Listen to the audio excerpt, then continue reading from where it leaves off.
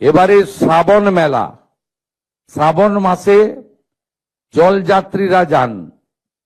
আমি ভারতবর্ষের বহু রাজ্যে দেখেছি সরকারিভাবে এই যে আস্থার একটি বড় পরম্পরা, তাকে কিভাবে সরকার সহযোগিতা করে। আমরা এতদিন ধরে এই রাজ্য বঞ্চিত ছিল।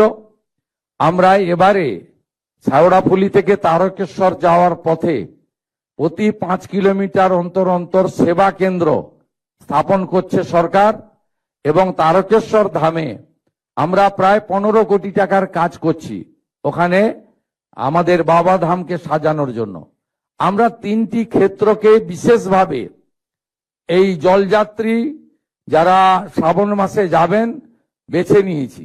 একটি জলপাইগুড়ি জলপেশ মন্দিরকে কেন্দ্র করে, একটি ভুটান সীমান্তে আমাদের জয়ন্তী এলাকাতে, আর একটি তারকেশ্বরে।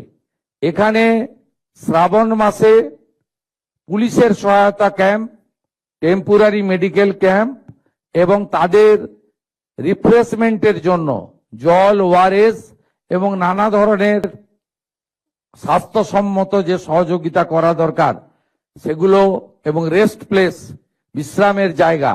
যেহেতু শেওড়াফুলি তারকেশ্বর প্রায় 30 কিলোমিটার, অত্যন্ত লম্বা পথ, আমরা সেই ব্যবস্থাও করেছি।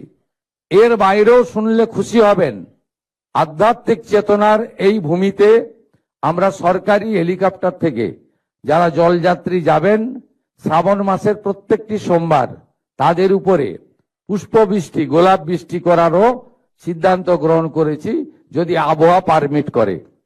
আপনাদের সকলকে অভিনন্দন জানিয়ে আগামী 14 তারিখ তারকেশ্বর ধামে আমি উপস্থিত হব।